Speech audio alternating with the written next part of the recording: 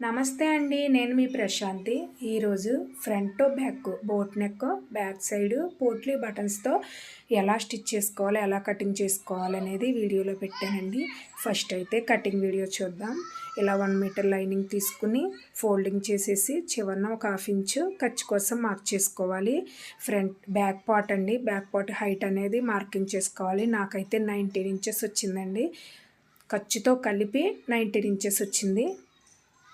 Height అనేది ఎక్కువేనండి. బ్లౌజ్కి straight కటింగేనండి, front back కూడా. ఇలా 19 ఇంచెస్ ఇటువైపు కూడా మార్కింగ్ చేసుకుని లైన్ మార్క్ చేసుకోవాలి. ఇప్పుడు 8 ఇంచెస్ వచ్చిందండి.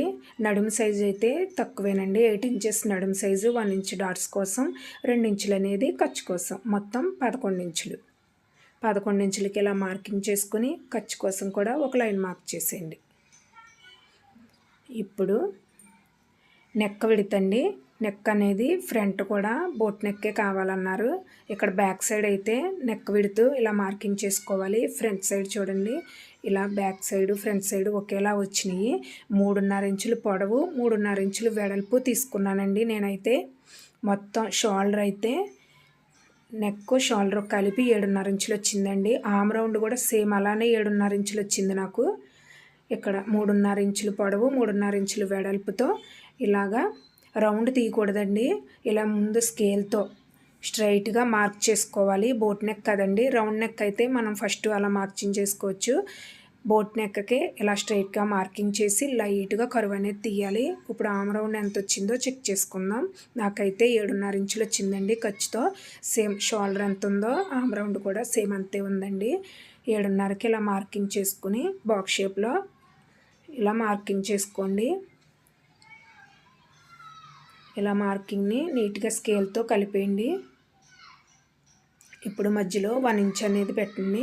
1 ఇంచ్ పెట్టి ఇలా రౌండ్ తీసుకోవాలి. ఒకసారి చెక్ చేసుకుందాం ఇది కరెక్టా రాంగ్ అని. ఒక 1/2 ఇంచ్ అనేది వదిలేసి పట్టుకోవాలి. ఇలా ఆమ్ రౌండ్ని ఇలా చెక్ చేసుకోవాలి. కరెక్ట్గా వచ్చేసిందండి నాకు.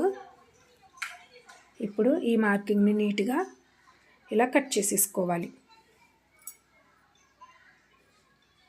బోట్ నెక్ బ్లౌజ్ అంటే ఏముండదండి, ఈజీగానే కుట్టుకోవచ్చు. కానీ ఈ బ్లౌజ్ అయితే ఫ్రంట్ అనేది డాట్స్ వేయమన్నారు.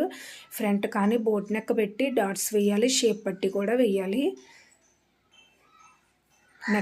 నెక్ ఒకటే వేరేగా ఉంటుంది కానీ బ్లౌజ్ అంతా ఒకటేనండి. ఇప్పుడు ఫ్రంట్ పార్ట్ కోసం ఇలా బ్యాక్ పార్ట్ని స్ట్రైట్ కటింగ్ అండి. స్ట్రైట్ కటింగ్ ఇలా నీట్గా పెట్టేసుకుని ఎలా అయితే ఉందో సేమ్ అలానే మార్కింగ్ చేయాలి. నేను 2 ఇంచులు ఫోల్డింగ్ ఏం చేయలేదండి, బోట్ నెక్ బ్లౌజ్ కదా. ఇక్కడ ఒక 1/2 ఇంచే ఎక్స్ట్రా తీసుకున్నానండి, కానీ లేదు 1 ఇంచ్ తీసుకోవాలి. తర్వాత మళ్ళీ ఒక 1/2 ఇంచ్ అనేది యాడ్ చేస్తాను.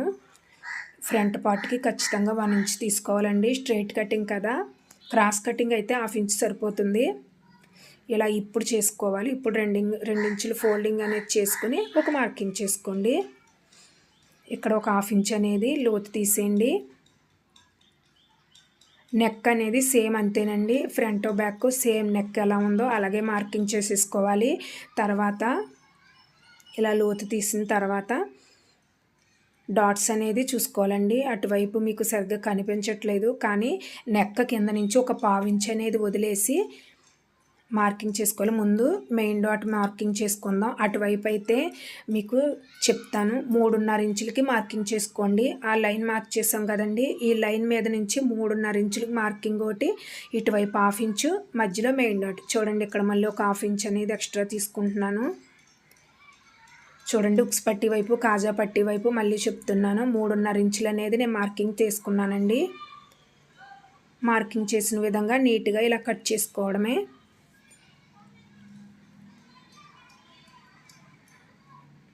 ఉక్స్లు అనేది ఎక్కువ వస్తాయి కదండి బోట్ నెక్కి, అందుకని 4 ఉక్స్ అని మనం మార్కింగ్ ఏముండదు. కాబట్టి నేను 2 ఇంచులు ఫోల్డ్ చేసిన తర్వాత 2 ఇంచులు పైకి 3.5 ఇంచులు మార్కింగ్ చేశాను. ఉక్స్ పట్టి వైపు డాట్ అయితే అలా చేశాను. మెయిన్ డాట్ కొలుచుకున్నాను. ఇక్కడ ఎక్స్ట్రా నీట్గా స్ట్రైట్గా ఉండడానికి ఒక లైన్ మార్క్ చేశాను, అది కట్ చేసుకోవాలి. చిన్న టక్స్ ఇచ్చేసుకోండి. ఫ్రంట్ పార్ట్ బ్యాక్ పార్ట్ అయిపోయినాయి. ఇప్పుడు హ్యాండ్స్ అనేది చూద్దామండి. హ్యాండ్స్ ఏం లేదండి, ఆది బ్లౌజ్ ఎలా ఉందో సేమ్ అలానే పెట్టుకోవాలి. ఇలా హ్యాండ్ పెట్టేసి ఫస్ట్ హ్యాండ్ లూజ్ అనేది మార్కింగ్ చేసుకోండి.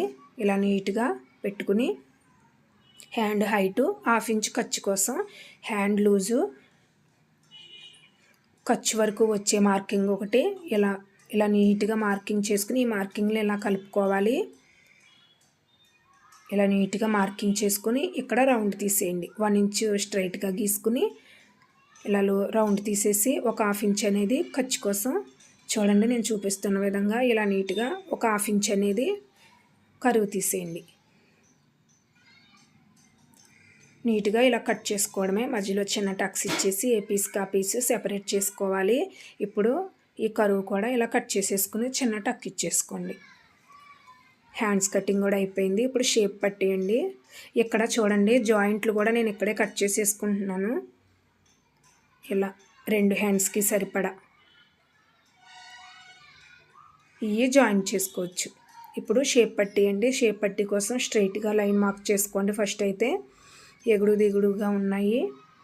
ఇప్పుడు 3.5 ఇంచులు పెట్టాం కదండి మనం అక్కడ డాటు, ఖర్చుతో 4 ఇంచులు, అటు ఇటు 3 ఇంచులు మొత్తం ఇలా మార్కింగ్ చేసుకుని నీట్గా కట్ చేసుకోవాలి. 4 ఇంచులు ఉక్స్ పట్టి వైపు 4 ఇంచులు, ఖర్చు వైపు 3 ఇంచులు, మధ్యలో కూడా 3 ఇంచులు. ఎంత పొడవు అయితే ఉందో అంత పొడవు ఇలా మార్కింగ్ చేసుకుని నీట్గా ఈ కలిపేసి కట్ చేసుకోవడమే.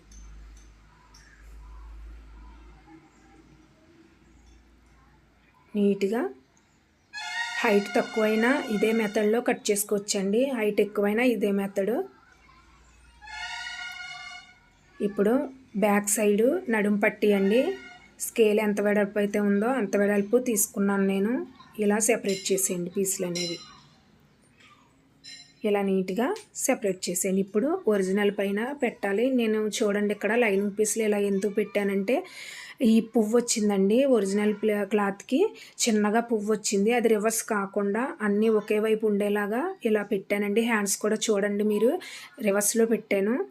ఈ ఫ్లవర్ అనేది మనకు రివర్స్లో రాకుండా ఇక్కడ సైడ్ జాయింట్ల వైపు చిన్నగా క్లాత్ పడద్దండి, జాయింట్ పడద్ది ఖర్చు వైపు. ఇలా ఒక 1/2 ఇంచ్ అనేది ఎక్స్ట్రా ఉంచుకుని నీట్గా ఇలా కట్ చేసేసుకోండి. జాయింట్ పడుద్ది ఇక్కడ. షేప్ పట్టి కూడా ఒరిజినల్ క్లాత్ వేస్తానండి. మధ్యలో నేను ఎక్స్ట్రా పీస్ వేస్తానుగా అది ఒరిజినల్ క్లాత్ వేసి స్టిచ్ చేస్తాను. స్టిచ్చింగ్ కూడా పెడతానండి. అంతేనండి, అయిపోయింది. వీడియో నచ్చితే లైక్ చేయండి. Thank you for watching.